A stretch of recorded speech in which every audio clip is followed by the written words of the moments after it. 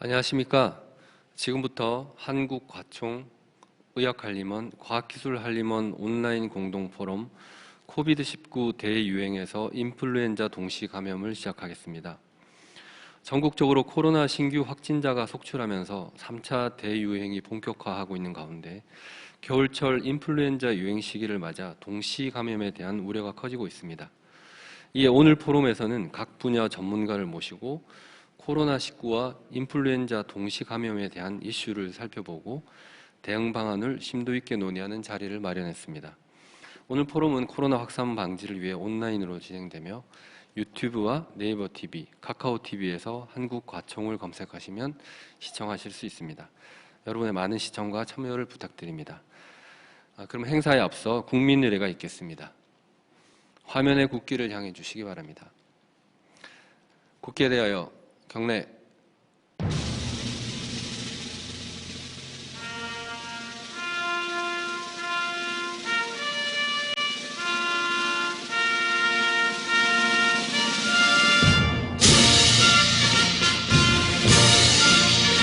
나는 자랑스러운 태극기 앞에 자유롭고 정의로운 대한민국의 무궁한 영광을 위하여 충성을 다할 것을 굳게 다짐합니다.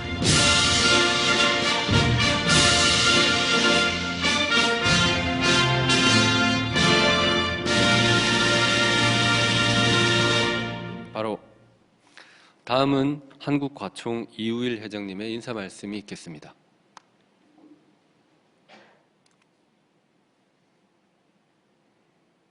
회장 이우일입니다. 코로나19 3차 대유행이 본격화되고 있는 상황에서 겨울철이 시작되면서 계절성 인플루엔자와 코로나가 동시에 유행하는 이른바 트윈데믹에 대한 우려가 커지고 있습니다.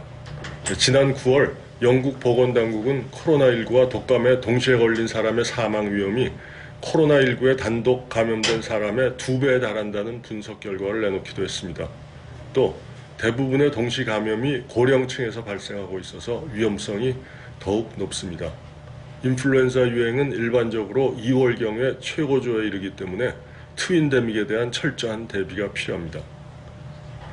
오늘 과총과 의학한림원, 과학기술한림원이 함께 코로나와 인플루엔자 동시 감염 문제에 대해 논의하는 자리를 마련했습니다.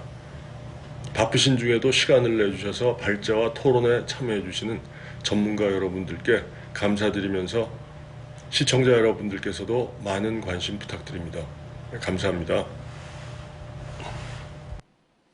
네, 이어서 한국과학기술한림원 한민구 원장님의 인사 말씀을 듣겠습니다. 여러분 안녕하십니까? 한국과학기술한림원 한민구입니다. 코비드19 사태가 심각한 재유행 국면으로 확산되고 있습니다. 수도권 일일 신규 확진자 수는 역대 최다 기록을 경신하였고 3차 대유행이 우려되는 대단히 심각한 상황입니다. 물론 코비드19 백신이 속속 개발되고 조만간 전 세계적으로 접종이 가능하다는 좋은 소식도 들리고 있습니다만 우리의 경우는 시간이 좀 걸릴 것 같습니다. 또한 추운 겨울이 시작되면서 코로나 바이러스도 위협적이지만 인플루엔자 동시 감염을 전문가들은 걱정하고 있습니다. 특히 인플루엔자는 우리나라를 비롯한 전 세계에서 겨울철에 크게 발생하고 있어 코비드19와 동시 감염을 억제해야 합니다. 이러한 어려운 상황에서 과총, 의학한림원, 과기한림원이 전문가들을 모시고 코비드19의 대유행에서 인플루엔자 동시 감염이라는 꼭 필요한 주제로 오늘 토론회를 준비하였습니다. 주제 발표를 하여 주시는 한국화학연구원의 김성준 팀장님, 고려대학교 송준영 교수님, 국립감염병연구소의 장희창 소장님, 또한 좌장을 맡아주시는 대한인수공통감염병학회 신형식 회장님, 토론에 참여해 주시는 서울의대 조남혁 교수님, 이화의대 박혜숙 교수님, 순천향의대 김태영 교수님, 동아일보 의학전문기자님이신 이진한 기자님께 감사의 말씀을 드립니다. 오늘 토론을 통하여 국내외 코로나 백신 개발 현황과 인플루엔자 예방, 접종 효과 등을 논의하여 동시 감염을 억제할 수 있는 효과적인 대응 방안을 도출하고 우리 정부 정책에도 반영되기를 기대합니다. 이 행사를 준비해 주시는 과총 이우일 회장님과 의학칼림원 임태한 회장님, 또 참여해 주시는 모든 분들께 감사를 드립니다. 네, 감사합니다. 다음은 주제 발표 순서입니다. 지금부터는 오늘 포럼의 자장이신 신형식 대한인수공통감염병 학회장님께서 진행해 주시겠습니다.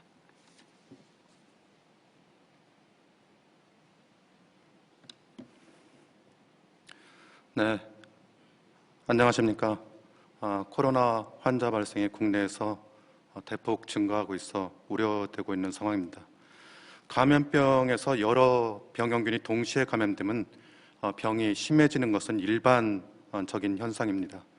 코로나 팬데믹 동안에 많은 연구 결과가 시행되고 있고, 그 중에서 인플루엔자와 코로나가 같이 동시 감염되었을 때에 증상이 심해졌다, 이런 연구 결과도 있고, 일부에서는 그 코로나와 인플루엔자가 같이 감염되면은 코로나의 그 감염이 더 증가한다는 몇 개의 연구 결과 보고가 있었습니다. 다행히 거리두기를 잘 하면서 남반구나 북반구에서 인플루엔자 발생은 상당히 많이 줄어들었습니다. 오늘 포럼에서는 이런 인플루엔자의 동시 감염이 코로나에 미치는 영향에 대해서 우리가 토론하고, 또 이외에 기존에 안전하게 시행되어 왔던 인플루엔자 예방접종과 최근에 개발되고 있는 코로나 백신의 국내 개발 현황에 대해서 듣는 시간으로 마련을 하였습니다. 그러면 처음에 화학연구원의 김성준 박사님께서 사스코브2와 인플루엔자 바이러스의 동시 감염에 대해서 강의를 해 주시겠습니다. 김성준 박사님은 지금 한국화학연구원에 근무하시면서 메르스 감염 시와 지금 코로나 유행 시에 많은 코로나 바이러스 연구를 시행해 오셨습니다. 네, 강의 부탁드리겠습니다. 네, 감사합니다. 한국화학연구원 신종바이러스 용암연구단의 김성준입니다.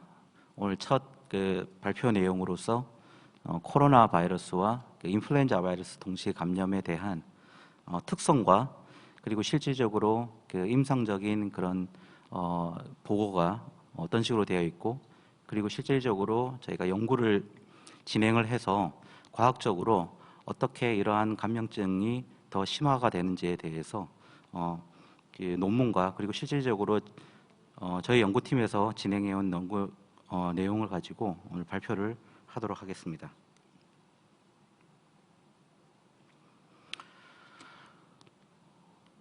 작년 12월 말에 이제는 모든 국민들이 아시는 것처럼 작년 12월 말에 중국 우한에서 이 원인 모를 그런 폐렴의 증세가 발견된 환자가 발생된 이후로 이제 거의 만 1년이 다 되어 가고 있습니다. 어제 WHO의 통계 자료인데요. 이 코비드-19 팬데믹인 상황에 있어서 이제는 전 세계적으로 이제는 우리나라의 총 인구 수보다 더 많은 약 6,600만 명의 감염된 컨펌된 케이스가 나오고 있는 상황입니다. 현재까지 약 150만 명의 사망자가 발생을 했고요.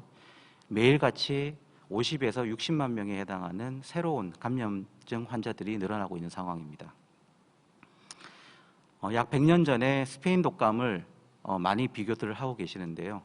그때는 약 두 시즌에 걸쳐서 약 1,700에서 5천만 명의 사망자가 발생했다고 알려지고 있습니다. 그때는 이제 통계가 확실치 않기 때문에 이렇게 통계 수치가 굉장히 불허한데요. 지금 현 상태와 스페인 독감의 그런 단순 비교를 하면 약 한 10분의 1 정도의 사망자가 나왔다고 볼 수 있습니다. 하지만 근데 코로나 같은 경우는 현재도 계속 팬데믹인 상태고, 이게 언제 끝날지 모르는 상황이기 때문에 계속해서 이런 이 코로나 관련돼 있는 이 저희들이 예방을 하고 그리고 연구들을 통해서 이 코로나 사태, 팬데믹 사태를 지혜롭게 잘 넘어가야 될 거라고 생각이 듭니다. 이 코비드-19는 지금 현재 팬데믹이 일어났죠. 전 대륙적으로 다 이렇게 저희 발생하고 있는 상태고요. 또 엔데믹이 일어날 거라고 생각을 하고 있지만 이거는 시간이 가봐야 됩니다. 계속해서 인플루엔자 바이러스처럼 계속해서 시기별로 계속해서 올 건지 그런 부분들은 시간이 더 가봐야 될 문제인 것 같고요. 최근 들어서 트윈데믹에 관련돼 있는 내용이 언론에서도 많이 보고가 되고 있습니다. 이 트윈데믹 같은 경우는 이 자료에도 보시는 것처럼 이 코로나19인 상태에서 이 감기 바이러스가 다시 아웃브레이크가 일어나는 그런 상태. 그래서 듀얼 스트레시라고 얘기하는 이중 위협을 일으키는 그러한 내용들을 총칭해서 트윈데믹이라는 용어를 쓰고 있습니다. 그러면 이 트윈데믹에 관련돼 있는 내용이 실질적으로 두 개의 바이러스가 같이 같은 시기에 코인펙션이 일어나는 건지 아니면 또 다른 것을 의미하는지 뒤에 슬라이드에서 추가적으로 좀 말씀드리도록 하겠습니다. 먼저 이 실제 클리니컬 케이스가 나타났는지에 대해서 현재까지 그렇게 많지는 않지만 그래도 꽤 의미 있는 케이스 리포트들이 나와서 조금 더 소개해드리고자 합니다. 제일 먼저 올 4월, 5월경에 그 영국에서 나온 논문이 케이스 리포트가 있습니다. 이 논문은 현재까지 아직도 피어 리뷰 과정을 거치고 있고 정식 논문으로는 아직 나오지 않은 상황인데요. 내용들은 통계 수치이기 때문에 어느 정도 신빙성이 있는 결과라고 저는 생각이 듭니다. 이 매드 아카이브에 나온 상황을 보시면 제가 빨간색으로 이렇게 표시를 하였는데요. 사스 코로나 바이러스 싱글 인펙션 한 환자의 사망자는 약 26.9%로 나와 있지만 이 사르스코비2와 그리고 플루라고 하는 인플루엔자 바이러스와 코인펙션이 일어난 상태에서는 약 43.1%의 모탈리티가 나왔습니다. 대략적으로 약 2배에 못 미치는 이 사망자가 조금 더 많이 나온 상황이고요. 이러한 상황들은 실제 나이대별로라든지 그리고 실제 병원에 입원한 환자의 그런 코인펙션된 싱글 인펙션된 환자들을 비교를 해보면 크게는 인플루엔자에 비해서는 약 6배 이상 그 사망자가 많이 나왔다는 보고들을 하고 있습니다. 더 중요한 내용을 다음 슬라이드에 좀 말씀드리고 싶은 거는요.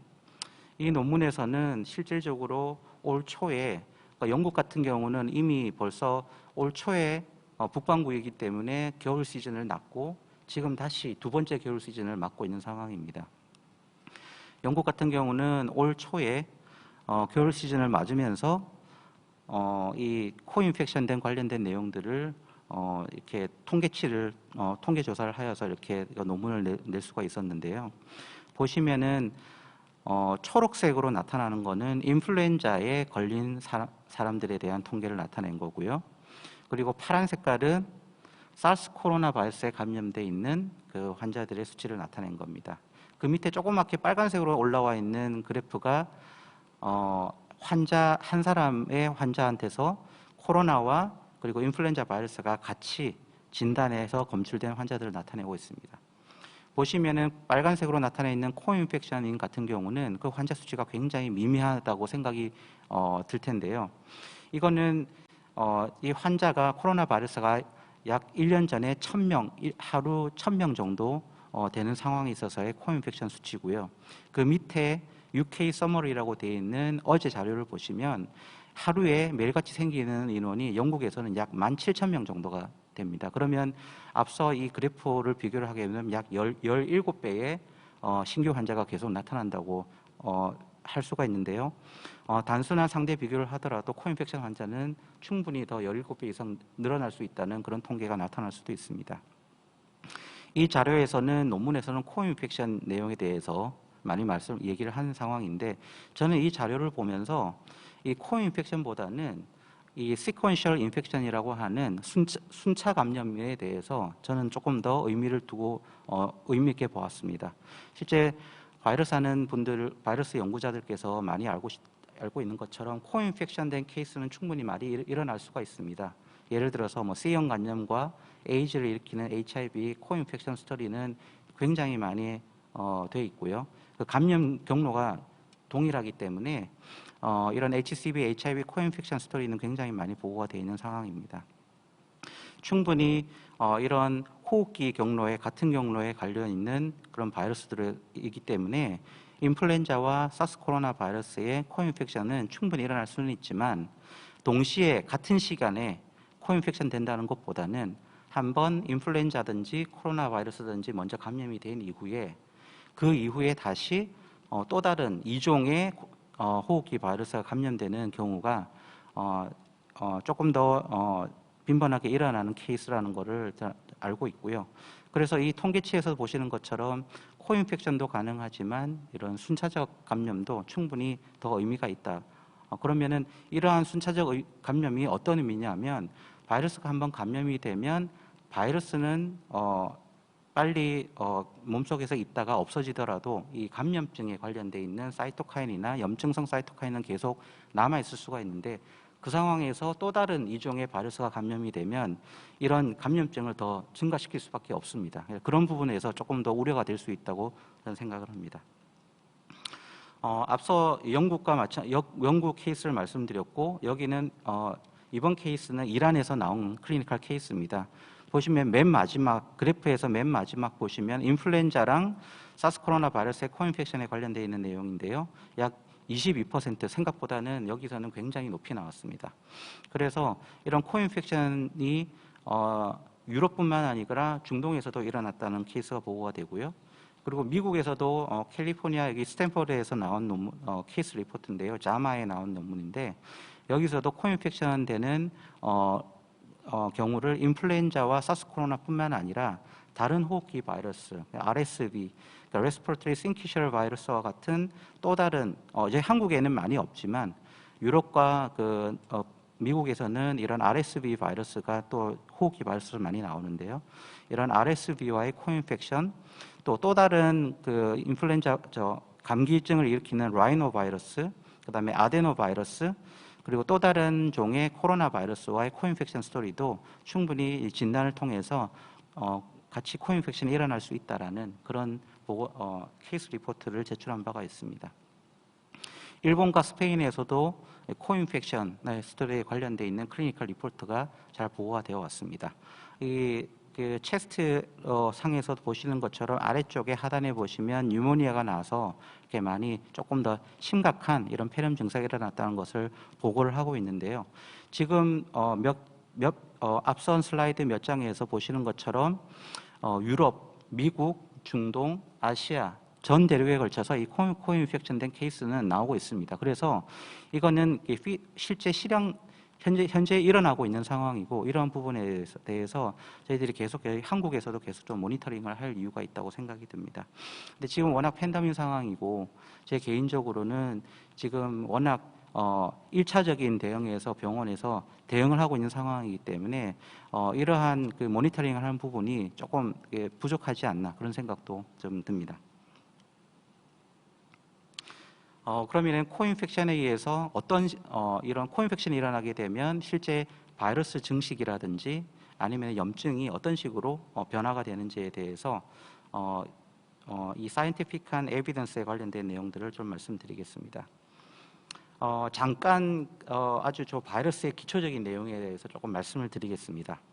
인플루엔자와 코로나 바이러스, 저희가 이 호흡기 바이러스라고 두 개라고 얘기를 하고 있는데요.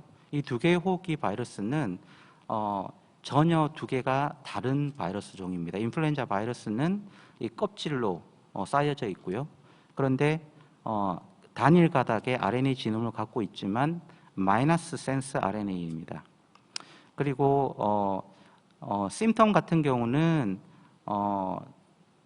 인플루엔자는 저희들이 워낙 잘 알고 있어서 열도 나고 콧물도 흘리고 목도 따끔따끔거리고 그리고 이 근육이라든지 이런데 조금 통증도 오게 되고 두통도 나고 막 이런 상황입니다. 그런데 인플루엔자 바이러스는 바이러스 증식이 핵 내에서 일어납니다. 밑에 보시는 코로나 바이러스 같은 경우는 인플루엔자 마찬가지로 엔벨롭 이 외투막으로 쌓여 있고 단일 가닥의 RNA 지놈이지만 이거는 인플루엔자와 다르게 플러스 스트랜드 RNA 바이러스입니다. 그리고 복제는 핵에서 하지 않고 세포질 내에서 하고 있습니다. 그러면 그리고 증상은 인플루엔자와 거의 유사하지만 특이적으로 언론에서도 많이 보고됐다시피 냄새를 잘 못 맡는다든지 미각이 좀 떨어진다든지 이런 부분들은 조금 다른 점이라고 할 수가 있겠습니다. 근데 인플루엔자도 워낙 심하게 되면 미각을 또 냄새를 못 맡기도 할 수도 있겠지만 그래도 이제 형태적으로는 약간 그런 차이점이 있을 수가 있는데요.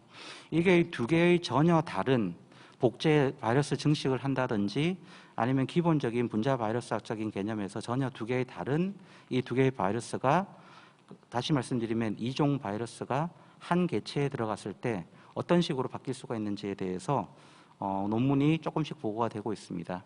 최근 들어서는 이 코로나 바이러스 같은 경우는 멀티 organ의 다양한 장기에 감염이 될 수도 있다고 보고가 되고 있고 다양한 장기에 데미지를 일으킬 수 있다고 보고가 되고 있습니다. 하지만 여전히 이런 연구들은 저희들이 연구를 하면서 논문들을 찾아보고 하면 굉장히 부족한 부분들이 많습니다. 아직 연구할 내용들이 많습니다. 일단은 코로나 사스코비2에 있어서 멀티 organ 인펙션이나 데미지가 일어날 수 있다. 그런 부분에 대해서는 많은 이제 컨센서스가 만들어지고 있는 것 같습니다. 이전에 저희 연구실에서도 이 코로나 바이러스가 감염이 되면 정말 코로나 바이러스에서 감염에 도움이 되는 이 ACE2라는 리셉터 그리고 바이러스가 들어가기 위해서 조금 더 용이하기 위해서 도움을 주는 TMPRSS2라는 이런 프로테이즈가 실질적으로 발현이 많이 되면 바이러스 증식이 더 많이 잘 된다는 내용들을 저희들도 이제 확인한 바가 있습니다. 이러한 상황에서 최근 중국과 영국 두 개의 그룹에서 이 인플루엔자와 사스 코로나 바이러스 감염, 코인펙션 그리고 바이러스 증식이 어떻게 변하는지, 염증은 어떻게 변하는지에 대해서 논문을 냈는데 아직까지 피어 리뷰인 상태이고 정식으로 논문이 발간되지는 않았습니다. 여기서 보시면 먼저 그 세포에서 보시는 것처럼 첫 번째는 세포에서 인플루엔자를 먼저 감염을 시키고 그 다음에 12시간 이후에 코로나 바이러스를 감염을 시켰습니다. 보시면 사스 코로나 바이러스의 증식은 약 한 60배 정도 이렇게 증가된 걸로 나타납니다. 하지만 인플루엔자 바이러스 같은 경우는 바이러스 증식에 크게 영향이 없었습니다. 다시 말씀드리면 인플루엔자 바이러스와 코로나 바이러스가 코인펙션이 일어났을 때 인플루엔자 바이러스의 증식에는 영향이 없고 사스 코로나 바이러스의 증식만 굉장히 증가한다. 그런 내용들이 보고가 되고 있습니다. 두 번째 오른쪽에 있는 슬라이드에 보시는 거는 이제 마우스 모델을 이용을 해서 실험을 했습니다. 똑같이 싱글 인펙션, 인플루엔자 싱글 인펙션만 한 마우스와 그리고 코로나와 인플루엔자를 코인펙션한 두 개의 그룹을 가지고 했습니다. 두 개 보시는 것처럼 빨간색으로 나오는 것은 코인펙션된 그래프인데요.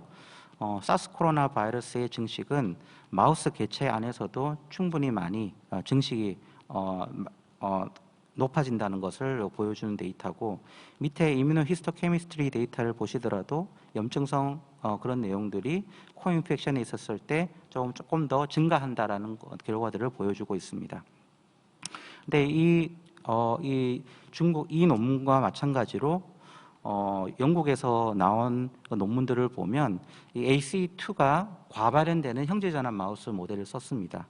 그러다 보니 실제 이 코인펙션에 있어서 이 개체가 죽는지 사는지 이게 구별할 수 있는 그런 내용이 없었습니다. 왜냐하면 이 모델은 코로나 바이러스가 감염이 되면 죽는 모델이거든요.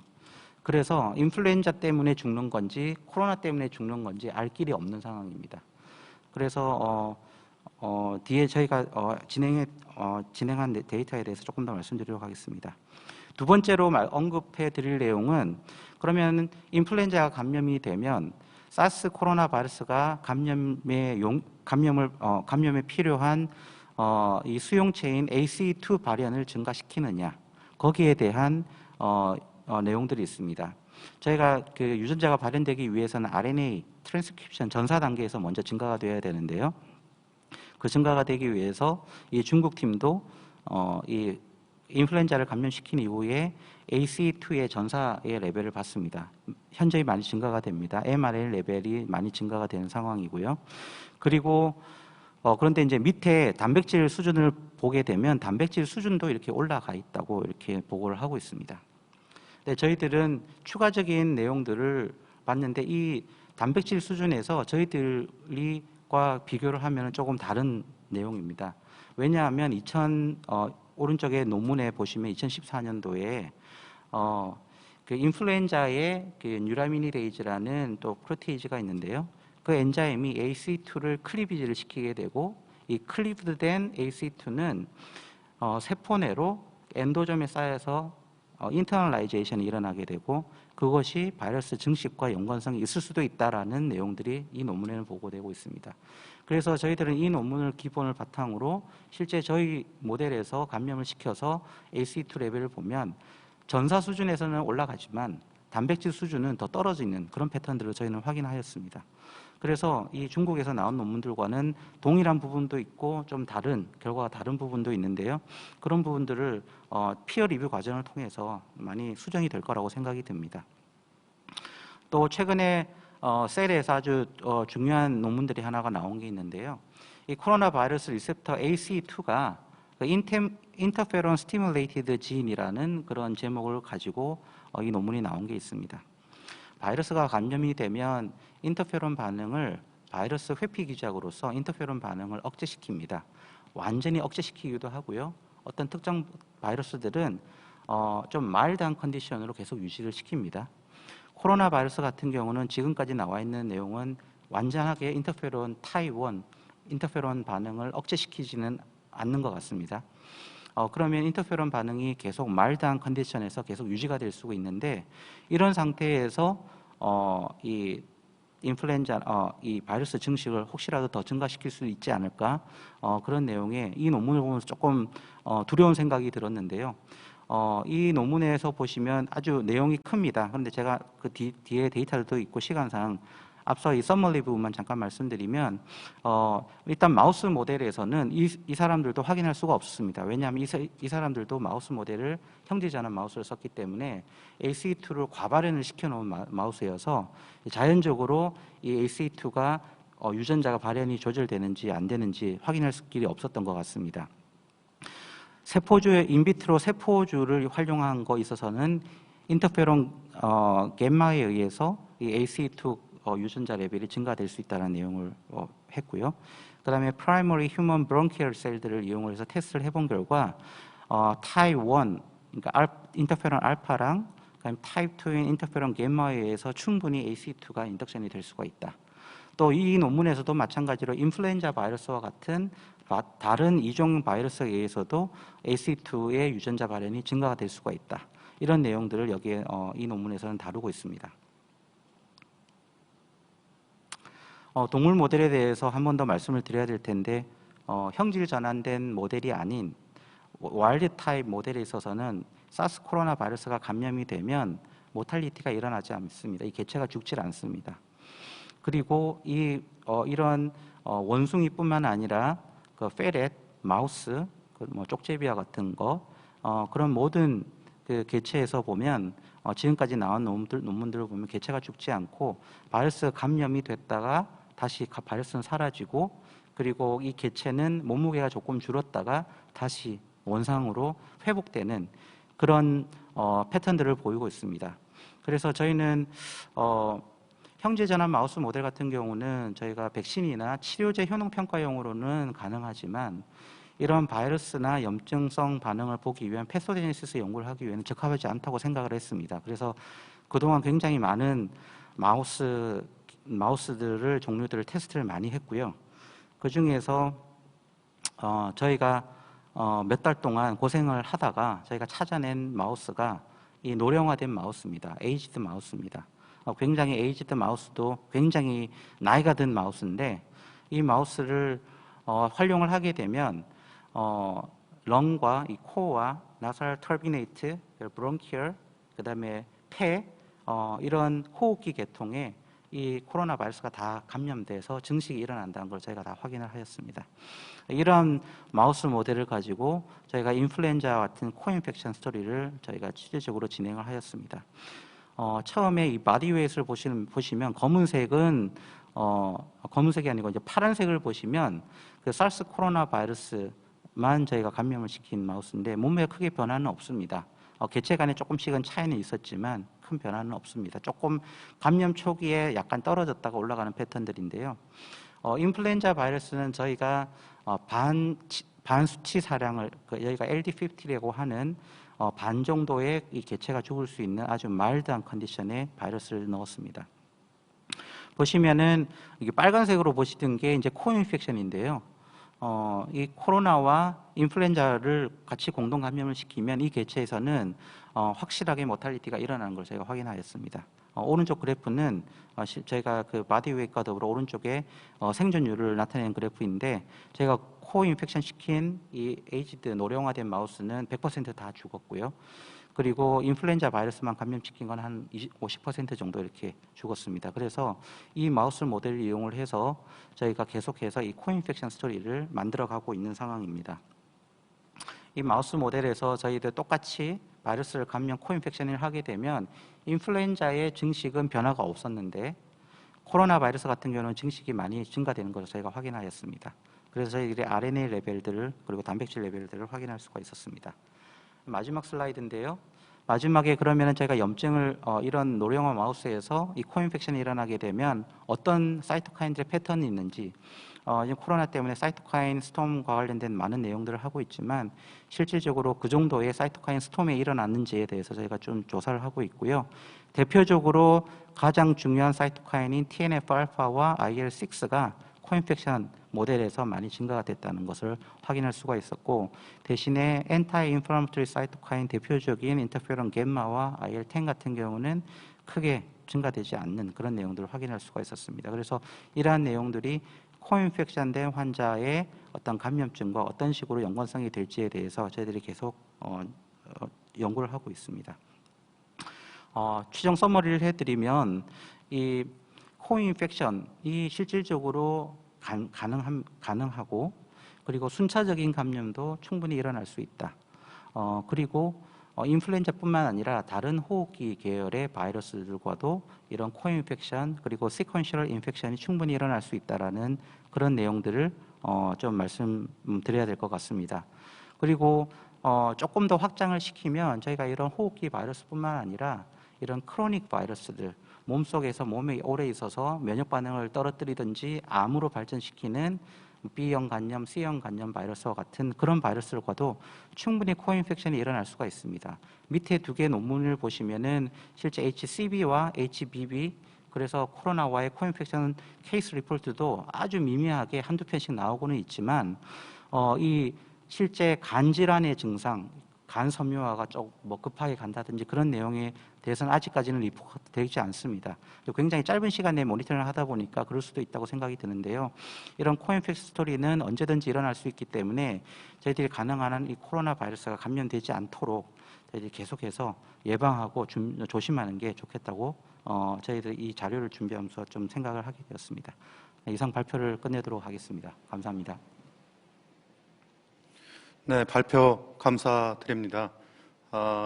최근에 진행된 여러 연구와 외국에서 발표된 임상 양상, 기초 연구에 대해서 잘 정리해 주셨습니다. 사실 우리가 이런 트윈데믹이 코로나에 대한 치료제도 백신도 아직 우리가 얻을 수가 없기 때문에 상당히 우려스러운 상황인데 이런 상황에서 인플루엔자 예방 접종이 아주 안전하게 시행되어 왔고 또 인플루엔자 치료제도 있기 때문에 그런 사항에 대해서 우리 고려의대 송준영 교수님께서 발표해 주시겠습니다. 송준영 교수께서는 고려의대를 나오시고 지금 고려의대 교수로 감염내과 교수로 재직하시면서 감염학회에서 인플루엔자 연구와 인플루엔자 예방접종의 연구 또 교육에 아주 탁월한 업적을 보여주셨습니다. 네, 강의 부탁드립니다. 네, 소개 감사드립니다. 네, 네, 인플루엔자 예방 접종 효과에 대해서 말씀드리도록 하겠습니다. 인플루엔자는 단순히 심한 감기라고 생각하는 경우가 있지만 실제 해마다 굉장히 많은 사람들이 감염이 되고 질병의 발생과 사망, 후유증 등으로 인한 손실 수명을 달리라는 패러미터로 비교하곤 하는데 결핵이나 HIV 감염보다도 손실 수명이 큰 단일 감염병으로는 가장 질병 부담이 큰 질병이라고 할 수 있습니다. 인플루엔자 바이러스는 8개의 세그먼티드 진을 갖고 있는 RNA 바이러스로서 매트릭스 프로틴과 뉴클레오 프로틴의 종류에 따라서 A형, B형, C형 인플루엔자로 나뉘게 되는데 A형 인플루엔자와 B형 인플루엔자가 주로 인체 감염을 잘 일으키는 바이러스입니다. 특히 A형 인플루엔자 바이러스는 바이러스 표면에 HA와 NA라고는 표면 단백의 조합에 따라서 여러 서브타입으로 분류가 되는데 그 중에서 H3N2와 H1N1 인플루엔자 바이러스가 해마다 동시에 유행을 하면서 인체 감염을 일으키는 계절 인플루엔자 바이러스입니다. 인플루엔자 바이러스는 RNA 바이러스의 특성상 변이가 아주 빈번하게 일어나는 특성을 가지고 있습니다.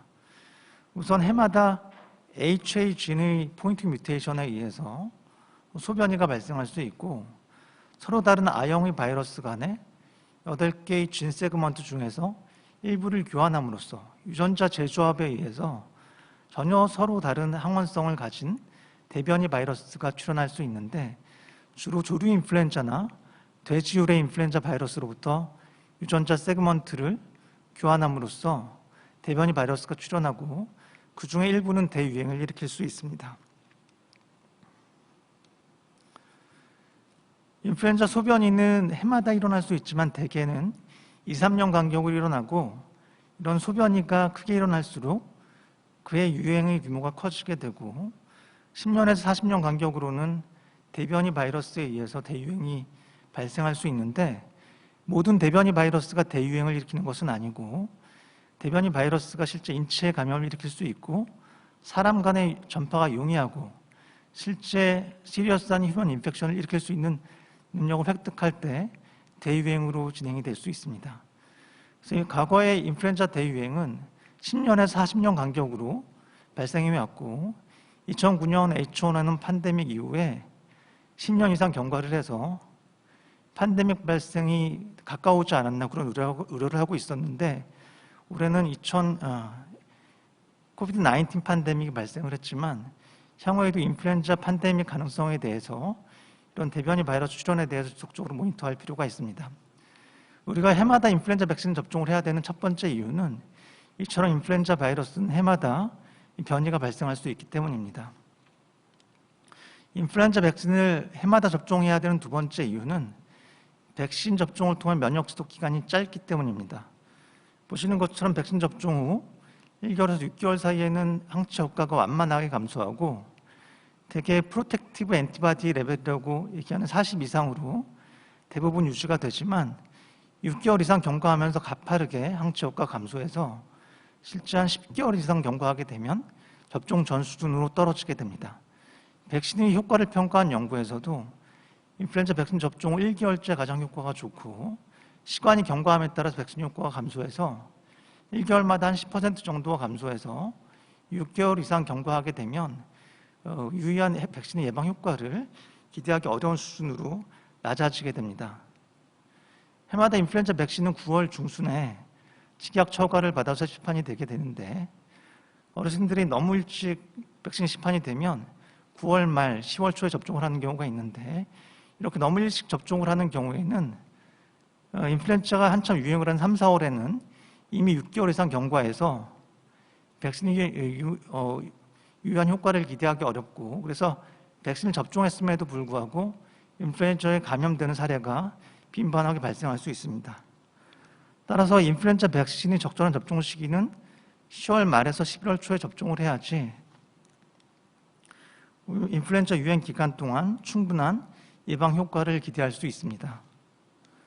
그래서 오늘 강의는 인플루엔자 백신의 효과에 대해서 먼저 말씀드리고 이어서 백신 효능을 높이기 위한 전략에 대해서 말씀드리도록 하겠습니다. 인플루엔자 백신은 백신주와 당에 유행하는 바이러스주가 일치하는 경우에 소아의 경우에는 60에서 90%, 젊은 성인의 경우에는 가장 효과가 좋아서 70에서 90%, 지역사회의 건강한 노인의 경우는 50에서 60% 효과를 나타내는 것으로 알려져 있습니다. 하지만 최근에 백신 미스매칭 등의 이유로 백신 접종을 했음에도 불구하고 인플루엔자에 감염된 사례가 많이 발생을 했고, 실제 백신의 효과가 10%가 채 되지 않는 물백신이 아닌가 하는 문제 제기가 있어 왔습니다. 이처럼 인플루엔자 백신 효과가 낮아지는 데 있어서는 여러 가지 팩터가 관여할 수 있는데, 그중에서 가장 중요한 것은 인플루엔자 백신주와 당의 유행하는 바이러스주가 어느 정도 일치하는가가 가장 중요하겠고, 호스트 팩터로는 고령자, 만성질환자의 경우는 백신의 면역원성과 효과가 상대적으로 떨어질 수 있습니다. 백신의 제조 방법, 당년도에 도미넌트하게 유행하는 인플루엔자 바이러스 서브타입도 백신의 효과에 영향을 줄 수 있습니다. 해마다 인플루엔자 백신의 효과를 평가하는 연구가 여러 나라에서 시행되고 있는데, 그러한 연구들을 메타 분석을 했을 때 서브타입별로 비교해 보면 H3N2 인플루엔자 바이러스의 경우는 H1N1 병 인플루엔자 바이러스와 비교했을 때 20에서 30% 정도 상대적으로 백신 효과가 떨어지는 결과들을 보여주고 있고, 특히 H3N2 인플루엔자 바이러스가 여러 시즌에 걸쳐서 연속해서 유행하는 경우에는 후반부 시즌에 더욱더 백신 효과가 떨어지는, 낮아지는 경향을 보이는데, 이 같은 결과는 여러 나라에서, 여러 지역에서 시행된 연구에서 공통적인 결과를 보여주고 있습니다. 이처럼 H3N2 인플루엔자 바이러스에 대한 백신 효과가 상대적으로 떨어지는 이유는 H3N2 인플루엔자 바이러스의 경우는 백신의 타겟 항원인 HA 헤드에 글라이칸 체인이 잘 들러붙는 특성을 갖고 있기 때문입니다. HIV 바이러스와 유사한 특성인데요. 반면에 사르스, 멀스와 같은 코로나 바이러스의 경우는 백신의 타겟 항원인 스파이크 프로틴 헤드에 글라이칸 체인이 잘 들러붙지 않아서 상대적으로 볼드 헤드를 갖고 있습니다. H3N2 인플루엔자 바이러스는 여러 시즌에 걸쳐서 연속해서 유행하는 경우에, 특히 이볼루션을 하면서 이런 글라이칸 체인이 추가적으로 달라붙게 되고, 이런 글라이코실레이션에 의해서 백신의 타겟 항원의 에피톱이 변형이 일어나거나 글라이칸 체인에 의해서 쉴딩이 발생을 해서 백신의 면역원성과 효과가 떨어지는 문제점이 발생을 합니다. 반면에 코로나 바이러스, 특히 사르스코비2 같은 코로나 바이러스의 경우는 이런 글라이코실레이션이 잘 발생하지 않기 때문에 인플루엔자 바이러스에 비해 상대적으로 효과가 더 좋을 수 있는 요인도 될 것 같습니다. 백신의 제조 방법도 인플루엔자 백신의 효과에 영향을 줄 수 있습니다. 세포비양 백신의 경우는 에그 백신에 비해서 제조 공정이 3개월로 짧고 조류 인플루엔자가 유행할 때 유종량 공급에 영향을 받지 않는 장점이 있을 뿐만 아니라 에그 어댑테이션에 의한 백신 바이러스의 변이가 발생하지 않는다는 장점이 있습니다. 2012-13 시즌에 처음으로 에그 어댑테이션 과정에서 백신 바이러스의 변이로 인해서 백신의 면역원성과 효과가 떨어지는 것을 처음 보고한 바 있습니다. 미국에서는 2012년부터 2017년까지 여러 시즌에 걸쳐서 유행한 H3N2 인플루엔자 바이러스의 유전자 연기 서열을 분석을 하였는데, 2014-15 시즌을 분기점으로 해서 K160T 뮤테이션이 발생해서 이전 시즌엔 3C1 클레이드 바이러스가 유행했는데, 3C2A 클레이드 바이러스로 대치되는 현상을 보여주고 있습니다. 3C2A 바이러스의 경우는 K160T 뮤테이션으로 인해서 HA 사이트 B의 글라이코실레이션이 발생을 해서 이전에 유행하던 3C1 클레이드 바이러스와 상당한 항원성의 차이를 보이는 바이러스입니다. 그래서 당연히 WHO에서도 3C2A 클레이드 바이러스로 2016-17 시즌의 백신 바이러스를 선정을 했지만, 에그 어댑테이션 과정 중에서 이 글라이코실레이션 체인이 소실이 되어서 실제 백신 바이러스는 3C2A 클레이드 바이러스 선정을 했지만 백신은 3C1 클레이드 바이러스에 대한 백신이 만들어져서 백신의 면역원성과 효과가 상당히 떨어지는 문제가 발생을 했습니다. 한 연구에서 3C2A 클레이드 백신주 바이러스에 대한 백신의 제형별로 면역원성을 비교한 연구를 시행했는데 플루블록은 리컴비넌트 백신이고 플루셀박스는 셀컬처 백신, 플루존은 에그 백신인데 리컴비넌트 백신의 경우는 백신 접종 후 1개월째에 4배 이상 항체 효과가 증가하였지만 셀컬처 백신과 에그 백신의 경우는 백신 접종 후 항체 역가 상승이 상당히 미미한 결과를 보였습니다. 여기서 좀 이상한 점은 셀컬처 백신은 에그 어댑테이션 과정을 거치지 않을 텐데 왜 면역원성이 낮을까? 그런 의문이 생기는데 2016, 17 절기까지는 WHO에서 셀컬처 백신 바이러스주와 에그 백신 바이러스주를 동일하게 분양을 했습니다. 그래서 실제 셀컬처 백신이라고 해도 회사에서 셀컬처 공정을 통해서 백신을 생산은 하지만 이미 WHO에서 에그 어댑테이션 과정을 거친 백신 바이러스를 분양을 했기 때문에 실제 그 글라이칸 체인이 소실된 바이러스로 백신을 생산했기 때문에 백신의 면역원성과 효과가 떨어지는 문제가 발생을 했습니다. 그래서 2017, 18 절기부터 WHO와 미국 CDC는 셀컬처 백신 바이러스주와 에그 백신 바이러스주를 구분해서 선정을 하고 구분해서 분양하기 시작했습니다. 미국에서는 2017, 18 절기에 셀컬처 백신과 에그 백신의 인플루엔자에 대한 상대적인 예방 효과를 대규모 미국 연구를 시행을 했는데 셀컬처 백신의 경우에 에그 백신에 비해서 인플루엔자로 인한 응급실 방문이나 입원, 폐렴이나 아스마, COPD의 급성 악화로 인한 응급실 방문이나 입원에 대해서 상대적으로 10% 정도 더 부가적인 예방 효과가 있다는 연구 결과를 발표한 바 있습니다. 백신 효과에 영향을 미치는 것이 백신주와 유행주 일치 여부인데요. 병 인플루엔자 바이러스의 경우는 3가 백신에 야마가타, 빅토리아, 리니지 두 가지가 있는데 당연도에 유행할 가능성이 많은 리니지 바이러스 한 가지만 추가해서 최근까지 만들어 왔습니다. 근데 질병관리청의 키네스 감사를 보면 실제 백신주와 유행주가 일치율이 38%에 불과하기 때문에 실제 백신 효과가 떨어지는 문제점이 있었습니다. 잠깐만 바꿔가겠습니다. 하지만 미국의 경우는 지난 시즌부터, 우리나라의 경우는 올해 시즌부터 3가 백신이 대부분 4가 백신으로 대치가 되었기 때문에 이런 B형 인플루엔자 바이러스의 미스매칭으로 인한 백신의 효과 감소 문제는 대부분 해결이 된 것 같습니다. 인플루엔자에 감염이 되게 되면 인플루엔자 감염 자체의 증상뿐만 아니라 인플루엔자 바이러스가 호흡기 상피세포를 손상을 시켜서 세균에 대한 리셉터를 오버 익스프레션하고 말별로 마크로파지 기능 구전을 초래해서 인플루엔자 감염 후 일주일째 가장 세균성 폐렴의 위험이 높아지고 1개월 후까지 이런 세균성 폐렴의 발병 위험이 증가하는 것으로 되어 있습니다. 그래서 실제 심평원이 빅데이터 분석을 해보면 인플루엔자의 발생 피크가 증가하고 4주 정도의 간격을 두고 폐렴의 발생과 그로 인한 사망의 발생자 수가 증가하는 패턴을 보이고 있습니다.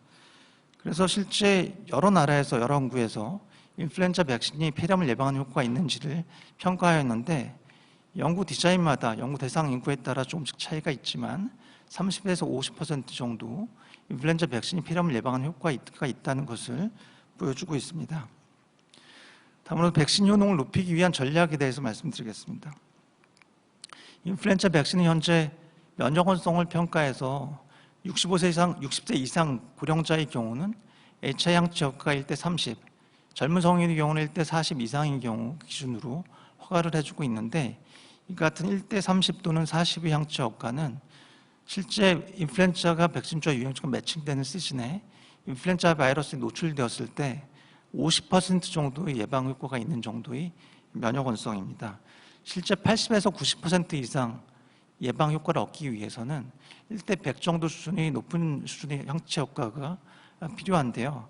현재 백신 허가 기준은 1대 30, 40 정도여서 일부 전문가들은 이런 백신 허가 기준을 상향 조절해야 된다라는 주장을 하고 있어서 이 부분에 대해서 향후에도 지속적으로 논의가 될 것 같습니다. 특히 현재 사용되고 있는 기본 백신으로는 고령자의 경우는 이 같은 높은 수준 항체 효과를 얻기 어렵기 때문에 여러 백신 원형원성을 높이기 위한 백신이 도입되어서 사용되고 있습니다. 먼저 그 하이도스 백신인 하이도스 플루준이라는 백신이 있고 MF59 면역 증강제를 사용한 플루아드, 그리고 피내 접종 백신인 ID 플루15이 있습니다. 각각의 고면역원성 백신을 그 기본 백신과 상대적인 면역원성을 비교한 연구에 따르면 하이도스 백신, MF59 어주번트 백신, 피내 접종 백신 순으로 상대적인 면역원성이 높은데 하이도스 백신의 경우는 1.8배 정도까지, MF59 면역 증강제 백신의 경우는 1.5배, 피내 접종 백신의 경우는 1.3배 정도까지 상대적으로 기본 백신에 비해서 면역원성이 높은 것으로 되어 있습니다. 이같이 면역원성을 높이는 기전은 고용량 백신의 경우는 4배 인플루엔자 바이러스의 항원을 많이 주입함으로써 높은 면역원성을 기대하는 것이고, MF59 면역 증강제 백신은 스쿠알렌 성분의 오일 인 이멀션 형태의 MF59 어주번트가 실제 직접적으로 마크로파지 모노사이트를 리크루트하고 실제 탐식이 되어서 케모카인 분비를 촉진함으로써 면역세포의 리크루트먼트, 그리고 엔티전 프리젠팅 셀로의 디퍼런시에이션을 촉진함으로써 면역 증강 효과를 기대할 수 있습니다. 피내 접종 백신은 근육 접종을 하는 것보다 더미스에 덴드라이틱 셀과 같은 항원 제시세포가 많기 때문에 접종 루트를 달리해서 면역원성을 높이기 위한 전략입니다. 피내 접종 백신의 경우는 사노피 파스텔회사에서 야심차게 처음 시판을 한 백신이긴 하지만 상대적으로 앞에 말씀드린 두 가지 백신에 비해서 면역원성이 낮고, 이 사노피 파스텔회사에서 하이도스 백신을 시판을 하고 거기에 추가적으로 국내에 도입될 계획이 당분간 없지만 리컴비넌트 백신이 플루블루까지 인수합병함으로써 올해부터는 피내 접종이 백신이 시판되지 않고 있는데 앞으로 이 부분이 다시 백신이 만들어질지에 대해서는 좀 지켜봐야 되겠습니다. 하이도스 백신의 경우 가장 최근에 도입이 되면서 여러 가지 RCT가 시행이 되어서 이런 RCT 연구들을 메타 분석을 했을 때 기본 백신에 비해서 24% 부가적인 인플루엔자 예방 효과가 있음을 보여주었고, MF59 면역 증강제 백신의 경우는 RCT 연구는 없지만 여러 그 케이스 컨트롤 스터디나 코호트 연구에서 인플루엔자 감염이나 인플루엔자와 동반된 폐렴을 25%에서 높게는 63% 부가적으로 예방하는 효과가 있다는 연구 결과들을 보여주고 있습니다. 그래서 지금까지 말씀드린 내용을 요약해 보면 인플루엔자 백신을 효과를 저하시키는 여러 요인이 있는데 올해 문제가 됐던 콜드체인이 문제가 될 수도 있고, 현재 불충분한 면역원성 기준도 한 가지 요인이 될 수가 있습니다.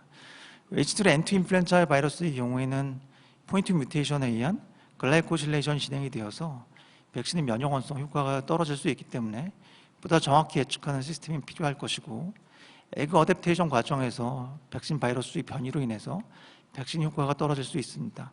그렇다면 어떻게 백신 효과를 극대화할 것인가?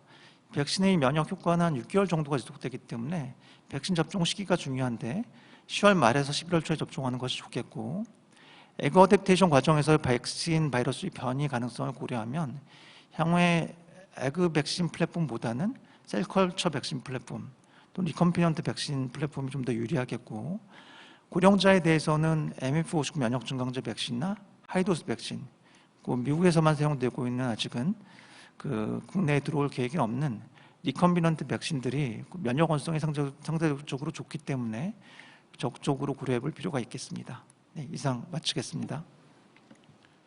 네, 감사합니다. 인플루엔자 예방접종의 일반적인 효과와 최신 연구 경향에 대해서 좋은 강의를 해주셨습니다. 우리가 올해의 그 인플루엔자 운송 과정에 대한 불미스러운 일이 있었지만은 이러한 예방접종이 인플루엔자 예방접종이 7, 80여 년간 인류에 많은 공헌을 해온 사실을 잊지 말고 아직까지 안 맞으신 분들은 맞는 것이 좋을 것 같습니다. 지금 맞으면 한 4, 5개월 효과, 내년 4월, 5월 정도까지 효과를 기대할 수 있기 때문에 아주 좋을 것 같기도 합니다. 네, 감사합니다. 이어서 패널 토론이 있겠습니다. 오늘 패널 토론의 진행도 신영식 대한인수공통감염병 학회장님께서 계속 수고해 주시겠습니다. 부탁드리겠습니다. 좋은 강의를 들었습니다. 지금부터는 네 분의 패널께서 각자의 의견을 발표해 주시겠습니다. 제가 간단하게 네 분 패널을 소개해 드리겠습니다. 첫 번째 패널은 바이러스를 전공하시는 조남혁 교수님, 서울의대 미생물학과에서 근무하고 계십니다. 두 번째 패널은 이화의대 예방의학과의 박혜숙 교수님, 세 번째 토론자는 순천향의대 감염내과의 김태양 교수님입니다. 네 번째 토론은 이진한 의학 전문 기자님께서 해주시겠습니다.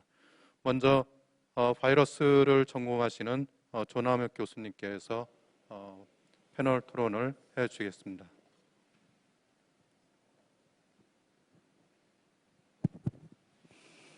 네, 안녕하세요. 서울의대 조남혁입니다. 예.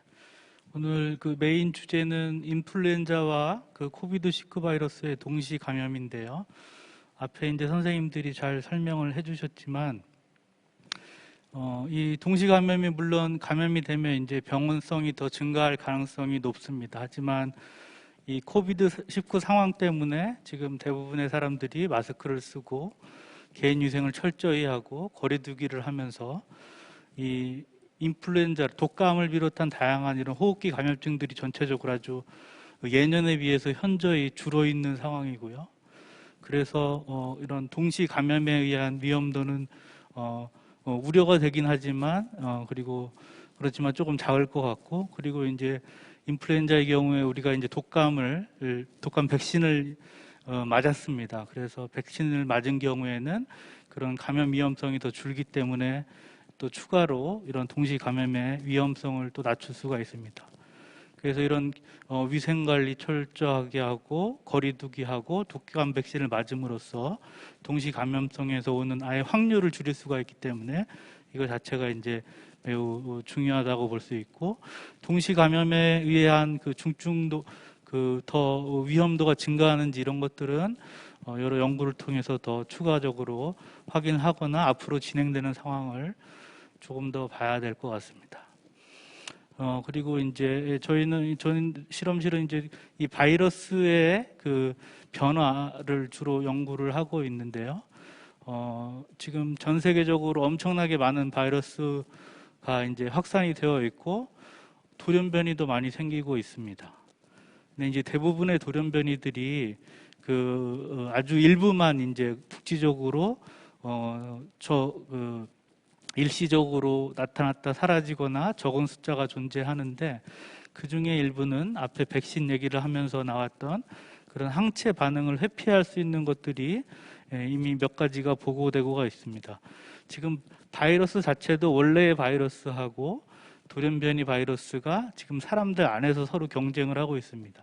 사람들이 면역이 없고 항체가 없을 때는 원래의 바이러스가 더 빨리 잘 증식을 하는데, 지금 나와 있는 일부 돌연변이, 즉 이 항체를 회피할 수 있는 변이 바이러스가 우리가 다 감염이 돼서 어떤 면역력을 획득하거나 백신을 맞은 다음에 면역력이 있는 상황에서는 이 일부의 돌연변이가 또 다시 이전에 있던 바이러스보다 어떤 유리하게 더 잘 증식을 할 수가 있기 때문에 이런 백신과 이 상황이 진행되는 그런 것들을 그런 결과들을 보는 것도 중요하지만 바이러스가 어떻게 변화하는지를 잘 추적해가지고 그런 좀 더 안 좋은 상황으로 갈 수 있는 것들을 관리 당국이나 저희 연구자들은 특히 좀 더 보수적으로 관찰을 하면서 지켜봐야 될 것 같습니다.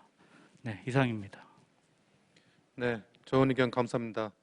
동시 감염은 그렇게 지금 낮게 보고되고 있다. 돌연변이주에 나타날 가능성에 대해서 우리가 주시하는 게 좋을 것 같다, 이렇게 말씀해 주셨습니다. 두 번째는 이화의대 예방의학과 박혜숙 교수께서 패널 토론을 해주시겠습니다. 네. 저는 오늘 이제 코비드 19과 그 인플루엔자의 그 동시 감염의 위험에 대해서 이렇게 앞에 발제를 통해서 이렇게 그걸 순차 감염의 위험으로서 얘기한 거에 대해서 굉장히 좀 흥미롭게 얘기를 들었습니다. 사실 근데 이제 이런 그 순차적 감염의 위험이 아니더라도 지금 그 인플루엔자의 예방 접종이 필요한 이유는 이 코비드 19 팬데믹 상황에서 이 독감 백신 접종률이 높아지게 되면은 독감의 합병증으로 인한 어떤 입원의 가부담 이런 것들이 이제 줄어들게 되고, 그래서 우리가 코비드 19 중증 환자를 치료하는 병상이라든지 의료진 확보 그런 측면에서 이제 원활해야 된다는 측면이 있습니다. 또한 독감 환자가 이제 줄어들게 되면 그로 인해서 우리가 코비드 19 감별 진단을 원활하게 또 할 수 있는 장점도 있게 되겠습니다. 그러다 보니까 이 독감 예방 접종을 독감 취약군뿐만이 아니라 코비드 19의 감염의 위험이 높은 의료진이라든지 또 코비드 19에 취약해서 중증의 위험이 높은 집단, 그래서 고령이라든가 장기 요양시설에 계신 분들에 대해서는 이 독감 예방 접종이 꼭 이루어져야 합니다. 그런데 이제 올해 여러 가지 안전성 이슈 등으로 인해서 사실 이런 그 고령과 요양시설에 계신 분들의 예방접종률이 지금 떨어지지 않았을까 굉장히 걱정이 되는 부분입니다. 그래서 아직까지 원래 권고기간 11월까지라고 했지만 이제 뭐 내년 4월까지 그 예방접종을 생각을 하면은 지금이라도 접종을 꼭 했으면 하는 바람이 있습니다. 그리고 이제 코비드-19 백신 개발에 대해서도 지금 국내에 진행 과정이 소개가 되었고 요즘 긍정적인 소식이 좀 들리고는 있지만 지금 당장의 어떤 계절적인 문제를 저희가 해결할 수 있는 부분은 아닌 것 같습니다. 우리나라에서 적용하려면 오늘 보도에도 나왔지만 내년 2분기 이후가 되는 부분이기 때문에 우리가 지금 현 상황에서 즉시의 대안들은 어떤 거가 있을까 그런 거에 대한 논의가 필요한 듯합니다. 코비드-19 확진자 지금 많이 늘어나 있고 사회적 거리두기 2.5단계 지금 대응이 이루어지고 조만간 3단계까지 이루어질 수도 있다라고 지금 얘기가 되고 있는데요. 이러한 과정에서도 저희가 문제가 되고 있는 거는 중증 환자의 집단 발생을 의료 체계가 감당하지 못할 때 문제가 된다라고 생각이 듭니다. 사실 많은 부분은 이제 무증상 경증 환자들이 많은데 이 모수가 늘어나면서 이제 중증 환자가 늘어나면 그 부분의 의료 체계의 부담 때문에 더 큰 문제가 되고 있습니다. 그러다 보니까 취약 시설에 대해서 우리가 선제적인 노력들도 하고 있고 그런데 지금 계속 이렇게 넓게 퍼지고 자리 잡지 못하는 이유가 저희가 잔존 감염 때문이다 이렇게 얘기를 하고 있습니다. 그래서 누적된 잔존 감염 때문에 여러 노력들이 있지만 실제로 잘 잡히기는 어려운 그런 상황이라고 생각합니다. 그러다 보니까 우리가 어떤 부분에 더 노력을 해야 되는가, 여태까지 안 했던 부분은 무엇인가 이런 부분을 생각을 해봐야 된다고 생각하는데요. 저는 이제 코비드-19 노출됐을 때 모두 다 중증이 되는 건 아니고 대부분 무증상 경증도 있고 일부가 이제 또 중증으로 가는 부분인데 이러한 발생이라든지 중증의 그 진행을 막는 것은 결국 우리 몸의 방어 체계다. 그래서 우리 몸의 방어 체계에 대해서 관심을 가지고 건강한 면역 체계를 유지해야 되지 않을까 이렇게 생각을 합니다. 이 건강한 면역 체계가 바이러스 감염에 대해서는 가장 강력한 무기 중에 하나가 되겠습니다. 그리고 이러한 건강한 면역 체계에 여러 가지 영양 요소들이 도움을 주는 것은 알려져 있는 사실입니다. 최근에 그 영양 요소들이 이 바이러스성 호흡기 질환의 예방과 치료에 있어서 면역을 증가시키는가 효과적인가 이런 거에 대해서 무작위 임상 시험의 연구를 대상으로 해서 체계적 문헌 고찰을 통해 평가한 논문이 있습니다.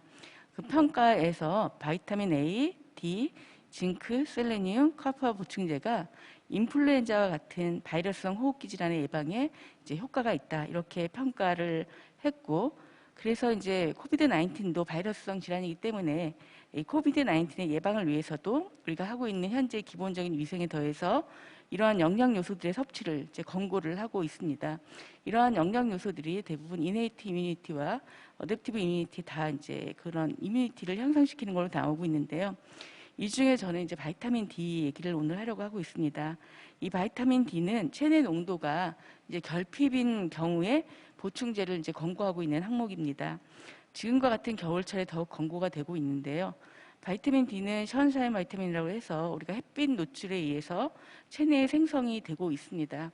그런데 우리나라 이제 국민건강영양조사 자료를 보면은 이전에 발표된 자료긴 한데 한 80% 정도가 결핍증을 보이고 있습니다. 이 국민건강영양조사 자료는 연간 데이터로 산출이 되는 자료이기 때문에 지금과 같은 겨울철 그 활동을 밖으로 또 하지 못하게 되는 그런 상황인데다가 코로나로 인해서 전혀 바깥 활동을 못하고 있는 장기 요양시설의 고령분들은 사실 거의 대부분 다 결핍을 보인다고 생각을 합니다. 근데 이제 연구에 의하면 이제 그 코비드 19로 우리가 유발되는 이제 마지막으로 치명적인 유발되는 게 급성호흡곤란 증후군이겠죠. 근데 이 급성호흡곤란 증후군에서 보면은 연령이 증가하고 만성 동반 질환이 있는 경우 치명률이 높아진다 이렇게 얘기를 하고 있는데 이 두 가지 요인이 모두 다 체내 혈중, 바이타민 D 농도 수준이 낮은 것과 이렇게 연관이 되어 있다고 합니다. 그래서 이 연구를 한 연구자는 인플루엔자와 코비드 19의 위험이 있는 사람은 이 혈중의 바이타민 D 농도를 높이도록 바이타민 D3 섭취를 이제 제안을 한 바가 있습니다. 지금 이제 코비드 19에 대한 바이타민 D 효과에 대해서는 근거가 불충분하다 아니다라는 디베이트들이 좀 있고 그러긴 합니다만은 그래도 비교적 많은 근거들이 지금 축적이 되고 있고 무엇보다 바이타민 D는 뼈와 근육 건강에도 도움이 되기 때문에 그 잉글랜드 보건부에서는 코비드 19의 효과에 대해서 이제 아직까지 이렇게 불충분할지 모르지만 여러 가지 베네핏이 크기 때문에 임상 연구를 지금 진행하기도 하면서 동시에 10월부터 3월 초까지 모든 사람들에게 특히 밖으로 나가지 않는 고령에게는 10마이크로그램의 이제 바이타민 D3를 섭취를 이제 권고하고 또 제공도 하고 있다고 합니다. 마무리로 말씀을 드리면 저는 이제 지난 우리 1년 동안 지금 코로나 사태가 있으면서 저희의 활동들의 제약도 많이 받으면서 생활 양식에 있어서 굉장히 불건강한 생활 양식을 취하는 그런 것들이 많이 있다고 생각이 듭니다.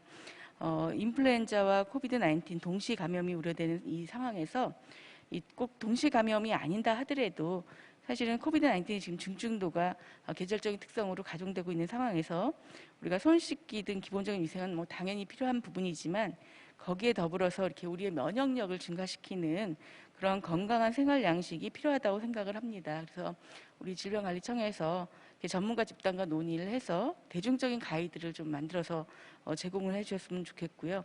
또 이 예방 요인의 그 근거 생성을 위해서도 우리가 임상시험까지는 아니라 하더라도 지금 환자들 코비드 19 환자들의 발생이 됐을 때 중증, 경증, 뭐 무증상 이런 상태에 따라서 이 체내 영양소 관련 정보를 수집 분석해서 근거를 좀 생성하는 것을 제안하는 바입니다. 감사합니다.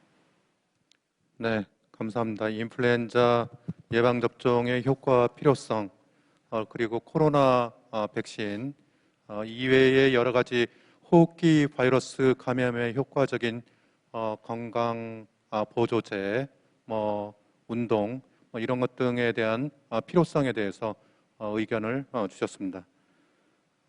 세 번째 토론자는 순천향의대 감염내과 김태형 교수님께서 해주시겠습니다.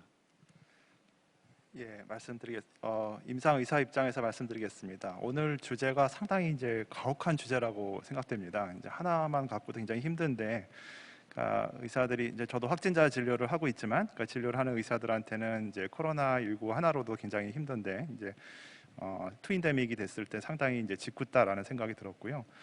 근데 이제 단순히 이제 의료진들의 어떤 업무 로딩이라든지 이런 것 때문에 힘든 것뿐만 아니라 사실 저희가 가장 힘든 것들은 이번 팬데믹에 있어서 예측 가능성이 없다는 것, 우리가 잘 모르는 것들을 대응한다는 것이 가장 큰 이제 불안 요소인 것 같습니다. 독감은 그래도 상당히 누적된 우리 경험이라도 있고 또 굉장히 많은 지식과 치료제 예방 이런 것들이 잘 알려져 있는 데 비해서 이제 코로나19 같은 경우는 상당히 불확실하고요. 그러니까 당장 이제 임상 의사들 사회에서는 당장 이번 겨울에 이제 독감 진단이 과연 가능하긴 할 것인가? 그러니까 일반 의원에서 독감 진단을 할 수가 있는 상황이 되지가 않기 때문에 일단은 의원급에서의 독감의 어떤 그 핸들링 자체가 안 된다는 그런 현실적인 어려움이 있습니다. 그러니까 두 가지 질문을 좀 답을 해보려고 하는데요. 이제 동시 감염, 이른바 이제 투인데믹 같은 경우면은 어떤 것이 더 우세한 병리를 가질 것인가? 왜냐하면 이제 치료하는 의사 입장에서 보면은 이제 두 가지가 동시에 감염된 사례가 있다면 우리가 어떤 데 더 주안점을 둬야 되는지 좀 생각해봐야 될 텐데요. 그래도 결국은 이제 코로나19에 대해서 조금 더 코로나19가 좀 더 우세한 병리를 갖지 않나라고 생각이 됩니다. 일단 이제 상기도 감염일 때는 당연히 코로나가 감기 이하의 증상을 가질 수 있고 더 증상이 없고 무증상인 경우도 많게 않다고 알려졌지만 일단 폐렴으로 진행했던 사례를 보면 상당히 독감 폐렴보다는 상당히 뚜렷한 모습을 가진 폐렴들을 우리가 경험할 수 있었고, 물론 이제 독감도 괴사성 폐렴이라든지 결국 사망하는 원인들은 여러 가지 세균성 폐렴의 합병으로 사망하게 되지만, 이제 코로나19의 폐렴 같은 경우는 굉장히 그 독특한 그런 그 하부기도 쪽에서의 진행이 굉장히 급격하게 나타나는 것들이 있을 수 있기 때문에 아마 우리가 치료를 해야 된다면은 코로나19 쪽에 조금 더 주안점을 둬야 되지 않을까 생각하고요. 그렇게 생각하는 근거는 여러 가지 논란이 있지만 이제 코로나19가 독감보다 몇 배 더 치명률이 높냐에 대한 그런 최근의 연구들을 보면, 그러니까 미국에서 이제 4월달 상황을 갖고 그러니까 피크 인플루엔자 시즌과 비교를 해본 결과가 나왔었는데요. 조금 과장될 수도 있지만 한 이제 독감에 비해서 한 9배에서 한 40배 정도 치명률이 높다 이런 보고가 있고, 물론 조금 더 깔끔한 이제 일본 크루즈선에서의 그 코호트에서는 최소한 한 5배 정도 차이가 나는 것 같다라고 보고 있고, 낮게 잡는 사람들도 한 2.6배 정도로 보고 있는 것 같습니다. 따라서 더 치명률이 높은 이제 코로나19에 대해서 좀 더 우리가 임상 의사들이 동시 감염됐을 때 치료에 주안점을 둬야겠다는 생각이 들었습니다. 두 번째 이제 질문은 이제 코로나와 독감이 서로 영향이 있겠는가라는 질문입니다. 앞서 이제 김성준 박사님께서 이제 동시 감염이 될 수 있는 취약성과 또 서로 더 이제 악화 요인이 될 수 있는 부분들에 대해서 잘 강의를 해주셨는데요. 근데 이제 이 바이러스 감염에서는 그러니까 임상에서 이제 관찰 경험을 보면 A라는 바이러스가 B라는 바이러스 감염을 방해하는지 이런 부분들에 대한 관찰 연구들이 많이 있었거든요. 이제 이것을 이제 간섭이라고 이제 표현합니다. 인터페어런스라고 하는데 사실은 이제 바이러스끼리 경쟁할 리는 없는 거죠. 그러니까 예를 들면 인플루엔자 바이러스가 뭐 RSV 바이러스를 감소시킨다 이런 것들이 그러니까 바이러스끼리의 직접적인 영향이라기보다는 이제 우리 그 인구 집단에서의 면역이 가지고 있는 기억이 어느 한 가지 감염병에 대해서 더 많이 걸릴 때 다른 감염에 대한 취약성이 뭐 증가한다든지 떨어진다든지 이런 것들이 있을 수 있습니다. 그것이 이제 왜 중요하냐면, 그러니까 우리가 지금 이번 겨울에 아까 좌장님께서도 이제 강조해 주셨지만 독감 백신을 강조하잖아요. 독감 백신이 우리가 할 수 있는 지금 가장 이제 손쉬운 인터벤션인데, 이 독감 백신을 맞는 것이 혹시는 코로나를 증가시키지 않을까 이런 이제 의문을 가질 수 있습니다. 왜냐하면 이제 과거에 흔히 이제 예를 들면 트리발렌트 독감 백신 시절에 그러니까 소아한테서 계절 독감 백신을 맞았던 경우에 다른 호흡기 바이러스의 어떤 그 빈도가 한 뭐 리스크 레이시오가 한 4배 정도 증가한 보고도 있었고요. 그렇지만 이제 조금 더 성인한테서 보면 그런 효과가 나타나지는 않았습니다. 이제 한 2,800명 정도 미국 군인들 대상으로 했던 연구에서 보면은 독감 백신을 맞은 사람들이 뭐 유의하게 뭐 다른 호흡기 바이러스가 더 증가하는 걸 관찰하지 못했다 이런 얘기들이 있었습니다. 그렇지만 이제 소소하게나마 젊은 사람들한테서는 독감 백신을 맞으면 이제 코로나 바이러스의 빈도가 증가한다 이런 보고들은 산발적으로 좀 있었거든요. 그래서 물론 그래서 이제 이번 겨울에 독감 백신을 강조하는 것이 자칫 또 코로나 바이러스의 취약성을 증가시키는 게 아닌가라는 우려를 생각해 볼 수가 있는데요. 그렇지만 이제 아시는 것처럼 독감은 이런 이제 소아 측에서보다는 이제 고령층에서의 사망률을 더 많이 일으키는 것이고, 독감 백신은 그 자체만으로도 우리가 갖고 있는 이제 어떤 그 이득을 우리가 증명하고 있기 때문에 여전히 이제 아직까지는 이런 간섭의 부분은 조금 미미할 것이다라고 보는 것이 맞을 것 같고요. 그다음에 최근에 이제 일본에서 한 190명의 그 동시 사례 가능성 있는 사람들에 대한 조사를 해봤는데, 생각보다 이제 여러 선생님들이 다 강조해 주신 것처럼 생각보다 코로나19와 독감의 동시 감염은 더 잘 일어나지 않는다라는 결론이 있었습니다. 그래서 아마 이제 저자들은 뭐 여러 가지 손 씻기라든지 사회적 거리두기라든지 이런 것들이 오히려 독감 발생의 빈도를 좀 떨어뜨린 게 아닌가라고 생각하는 부분이 있는 것 같습니다. 네, 이상입니다. 네, 의견 감사합니다.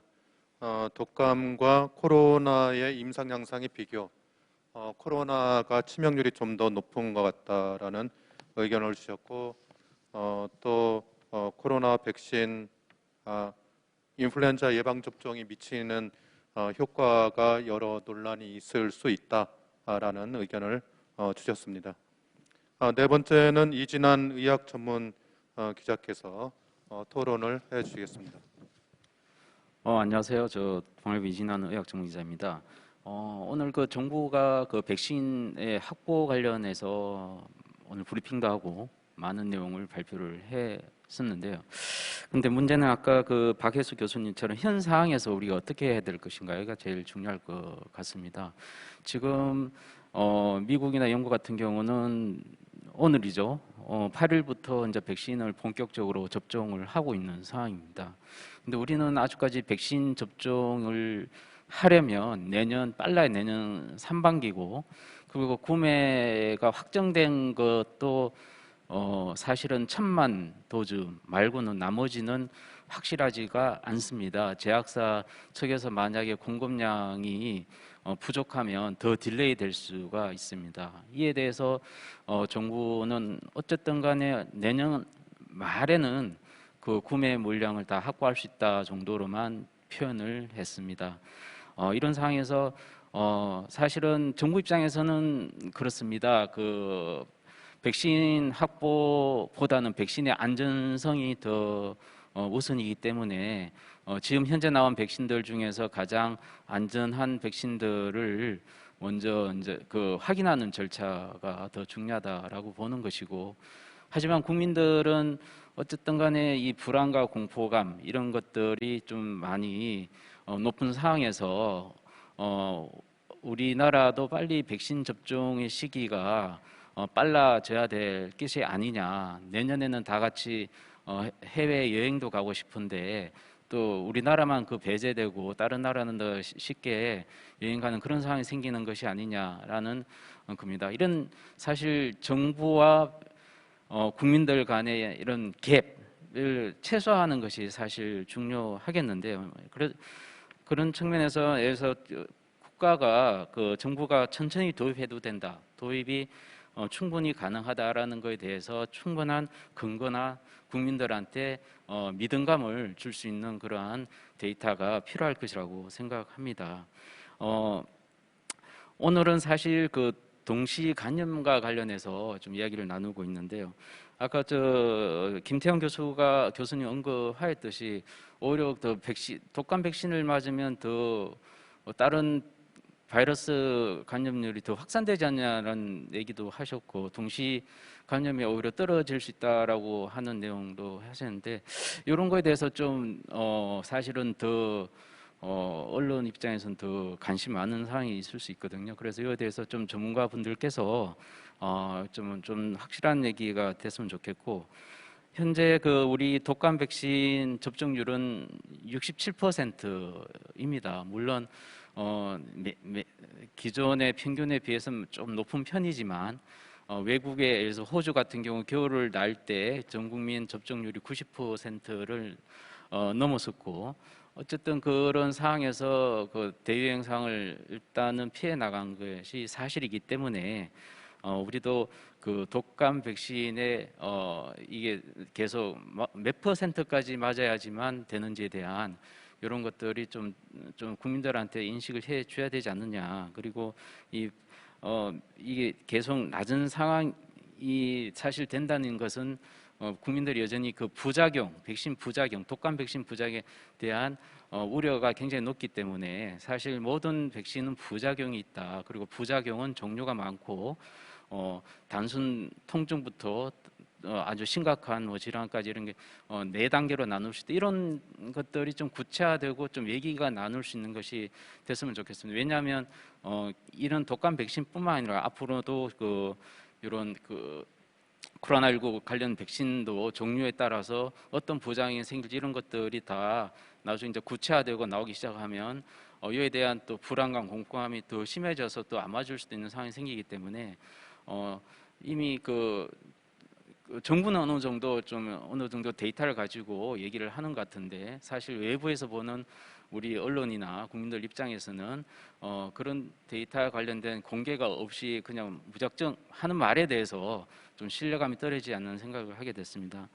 여튼 정부의 비대칭이 가장 심한 것이 바로 백신이고, 백신 임상 과정 그리고 임상 결과 및 부작용 이런 것들이 가장 정부의 비대칭이 가장 심하다고 볼 수가 있는데요.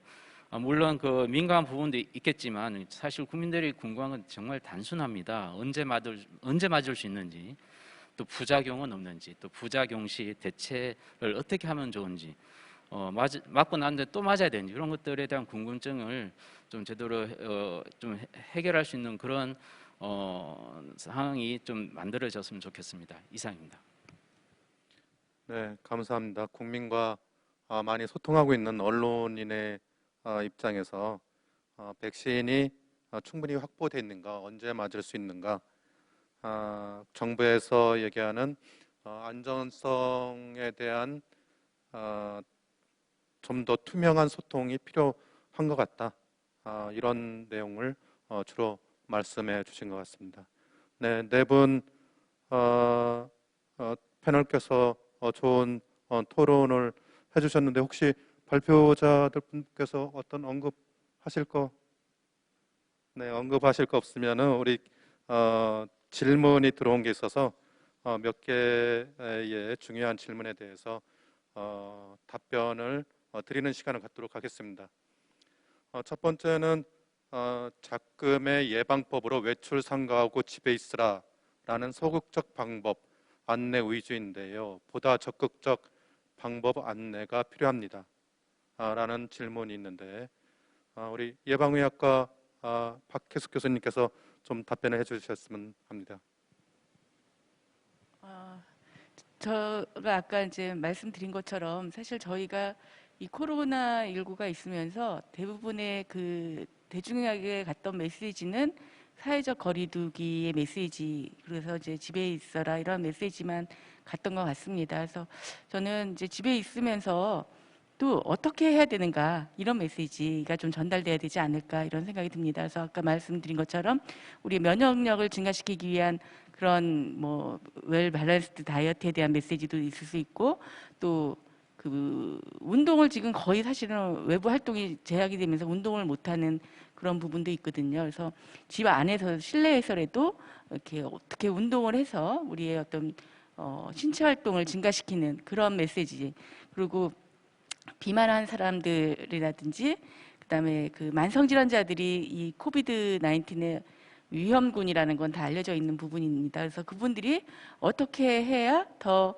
그 자기들의 질환 관리를 더 잘해서 이 중증도로 가지 않도록 하는 거, 이런 여러 가지 생활 수칙과 관련된 것들을 좀 잘 정리를 하고, 그래서 스테이 앳 홈만 하는 것이 아니라 집에서 어떻게 생활을 해야 되는지, 우리가 불건강한 생활을 여기서 극복을 해서 코비드에 걸렸을 때도 우리가 면역력으로 그런 중증으로 가지 않고 더 빨리 회복할 수 있도록 해주는 그런 것들도 같이 강한 메시지를 주면 좋지 않을까 이렇게 생각을 합니다. 네, 좋은 의견 감사합니다.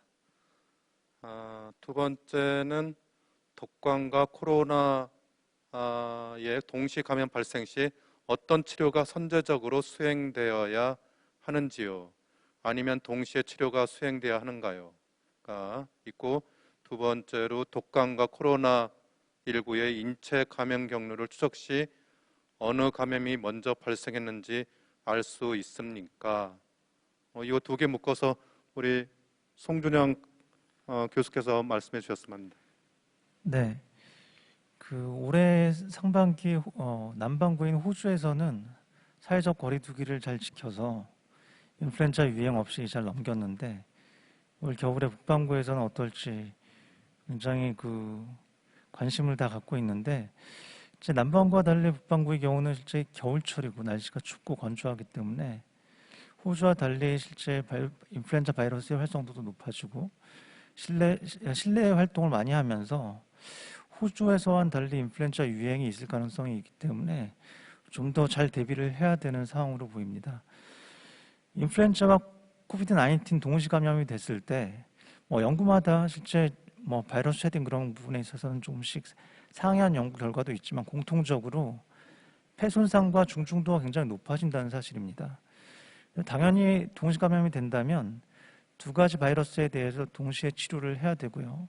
물론 인플루엔자의 경우에는 타임플루를 포함한 오셀타미비어, 피라미비어, 올해부터 시판이 되고 있는 발록사비어와 같은 효과가 입증된 항바이러스를 투여하면 되겠고, 코비드 19의 경우에는 논란이 있지만 렘데시비어, 항체 치료제, 현재 임상이 진행되고 있는 케모스타트, 클레브딘 같은 약제를 써볼 수 있습니다. 여기서 중요한 것은 항바이러스의 경우는 주기에 투여하는 것이 굉장히 중요합니다.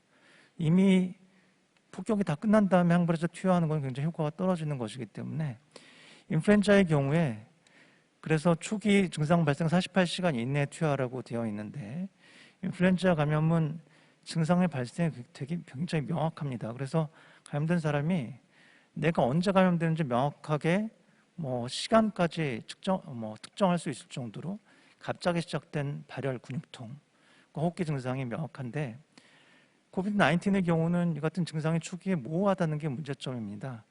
초기에는 자신이 감염이 됐는지도 잘 모르고 아주 증상이 경미하다가 한 일주일 정도 감염이 되고 나서 지나고 나서 갑자기 증상이 심해져서 호흡곤란 등의 증상이 생길 수 있는 것인데 그래서 대부분의 임상시험이 감염이 되고 일주일 이상 경과한 다음에 항바이러스제가 투여된 다음에 시행이 되어서 진짜 이 약제가 효과가 없는 것인지 정말 늦게 투여됐기 효과가 있는 것인지가 아직도 좀 해결되어야 될 문제점인데 그래서 강조하고 싶은 것은 항바이러스를 가능한 조기에 투여하는 것이 좋겠다. 그렇게 하기 위해서는 인플루엔자 감염뿐만 아니라 코비드 19도 조기에 진단하기 위해서 의심되는 경우에 가능하면 조기에 PCR 검사 등을 통해서 조기에 진단해서 치료하는 것이 중요하다고 말씀드리고 싶습니다.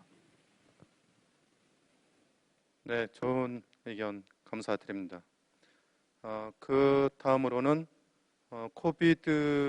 코로나에서 백신 접종으로 IgG 타입 항체가 유도되면 오히려 항체 의존성 파괴가 생긴다. 영어로 이제 우리가 간단히 ADE라고 얘기를 하는데 이런 것들이 현재 승인받은 백신들은 이 점에 대한 검증이 이루어졌는지요? 이거는 메르스 유행에서 그리고 이번 코로나 유행에서 항체 연구를 많이 해오셨던 조남혁 교수님께서 좋은 답변해 주실 것 같습니다.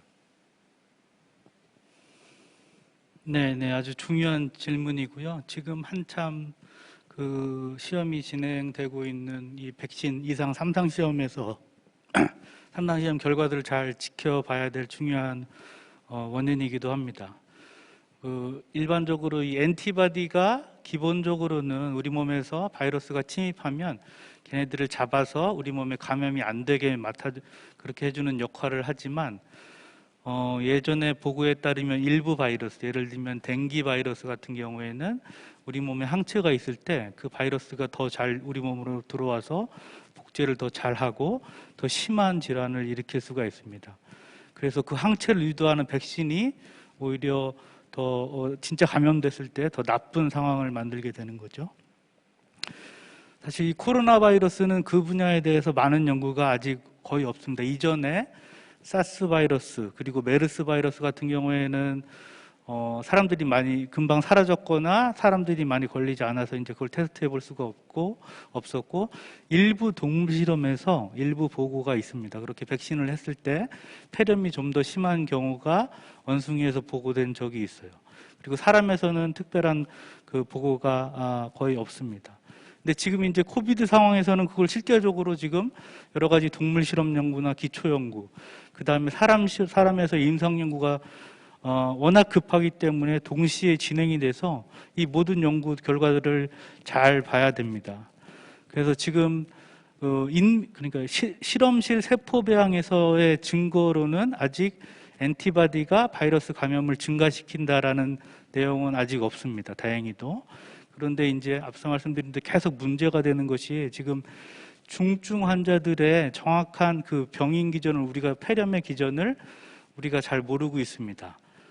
이 폐렴 기전, 이 중증의 폐렴에서 항체나 또 다른 면역 반응들이 나쁜 영향을 미칠 수가 있는데 그게 아직 검증이 안 돼 있고 지금 진행되는 임상 중증의 어떤 폐렴 환자들의 조직 검사를 해보면 일부 환자들에서 거기에서 이제 항원 항체 복합체, 이뮨 컴플렉스라고 하는데 그런 것들이 염증 반응을 일으키는 케이스가 조금씩 관찰이 되고 있어요. 그러니까 실제로 아직 명확하지 않습니다. 특히 중증 나이 드신 환자분들, 기저질환을 가지고 계신 분들이 백신을 맞고 거기에 항체가 생겼을 때 그 생긴 항체가 폐렴을 더 악화시킬지 아니면 완전 완벽하게 보호할지는 앞으로 많은 임상시험 결과들을 주의 깊게 지켜보면서 그거를 관찰해야 될 것 같습니다. 네, 이상입니다. 네, 좋은 의견 감사드립니다. 한 가지 저도 추가- 추가적으로 말씀드려도 될까요? 예. 네, 추가 송진영 일단, 교수께서 추가 의견 주시겠습니다. 그 중화항체가 아닌 항체가 만들어지면 그런 AD가 생길 가능성이 높다고 알려져 있고요.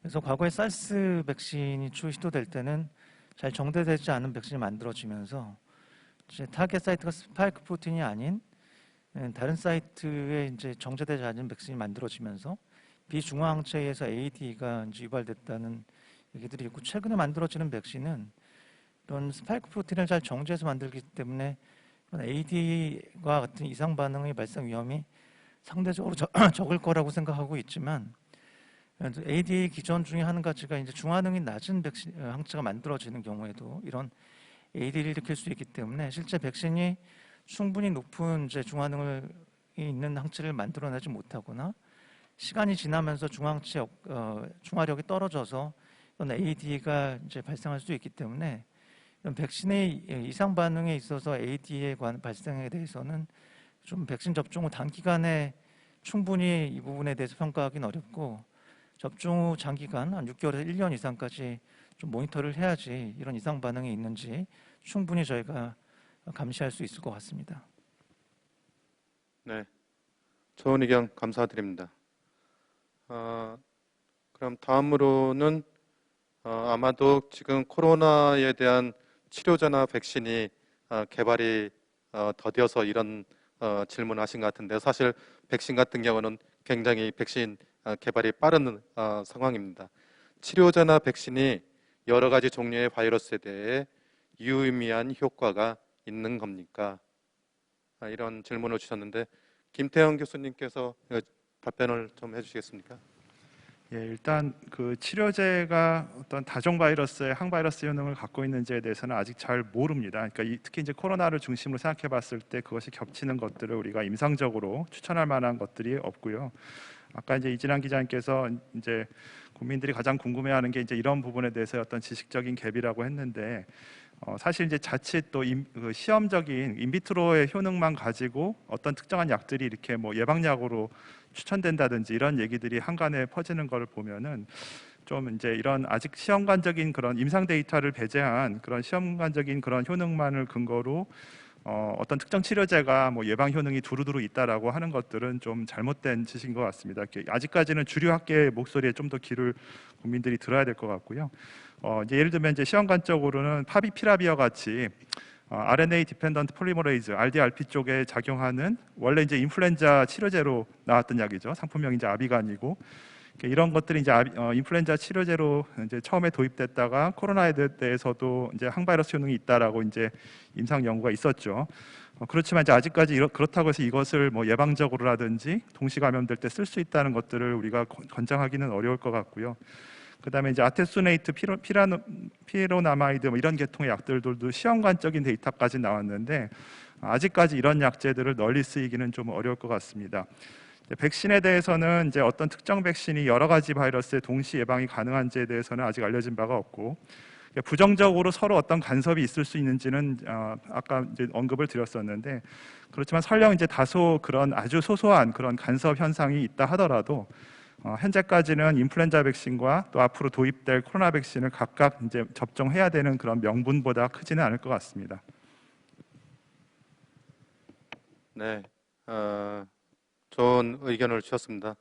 실제적으로 우리가 바이러스 질환은 많은 것을 모르는 것도 있고, 또 가볍게 지나가는 병들이 거의 대부분이고, 심한 병들에 대해서는 많은 연구가 진행되었던 것이 사실입니다. 그래서 HIV, 에이즈란 병은 아주 좋은 치료제가 몇십 년에 걸쳐서 연구가 되어서 지금 아주 좋은 치료제가 개발되었는데, 지금 코로나는 이제 너무나 확산 속도가 빨라서 이게 문제인 것 같긴 합니다.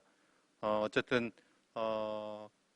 확산이 빠른 반면에 또 많은 연구가 전 세계에서 이루어지고 있기 때문에 조만간 더 좋은 치료제 그리고 백신이 개발되었고 또 개발 효과적으로 접종이 될 수 있으리라 생각이 됩니다.